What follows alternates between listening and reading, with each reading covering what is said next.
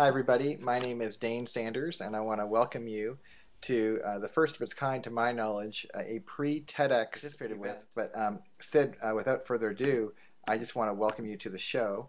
I'll pull you on screen now. Welcome. Thanks for being here. Thank you for having me. It's a great pleasure. Well, Sid, as we get started in the conversation, it's a brief conversation. It'll go rather quickly, but I would love it if you could, to get us started, help us wrap our minds around this idea of um, collecting knowledge. I think for a lot of folks who aren't in the knowledge management business, who don't understand it, and they'd like to understand both a little bit of the context for what does it mean to capture not just information, but to get knowledge out of that information, and what does that mean to do that in the internet age, now that we have all of these social media sites and that sort of thing. Can you give us a little context as to what that is for regular people like you and me? Sure. The idea of essentially what I call business intelligence has been around for years, and it got a little boost around 30 years ago when technology started to be more prevalent, when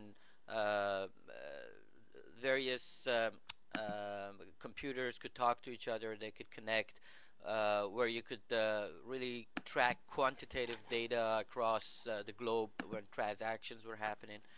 And when that was kind of the initial stages of creating and integrating data that could then be analyzed in some form or shape, trends could be viewed, and intelligence could be extracted from it.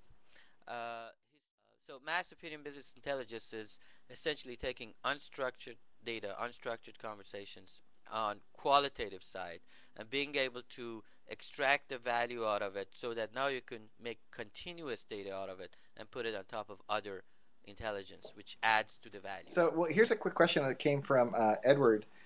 He asked the question, how do you see the authority mass opinion landscape changing with social media moving forward? And I think this is really where I think a lot of folks get intrigued, because social media is really on the front line of consumers and just end users and folks that wouldn't necessarily think of how to manipulate all this data, but I'm actually contributing to the data that you're collecting, that $100 million piece of information.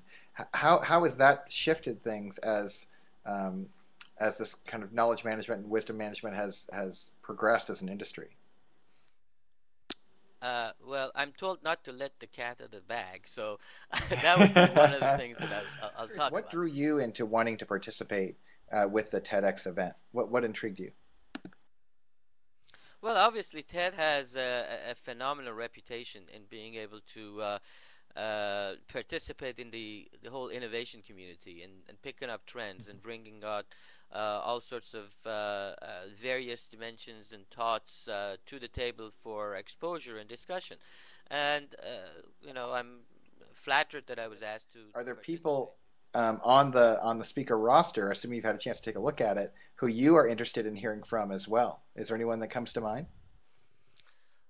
Well, I don't recall the name, but the fellow from PIMCO, I think, would have some interesting stuff. And I'm also very interested in a Mm-hmm. couple of the artists that are going to be performing in some live format with some real content, innovative kind of a structure. Now, the thing that I want you to leave with is, if you trust in your own creativity, there's 6 billion other people out there.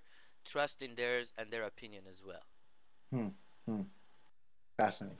Well, Sid, thank you so much for being on the show today. I My know pleasure. you have a very impacted schedule, so thank you again, and we look forward to seeing you next week at TEDx Orange Coast. Take care.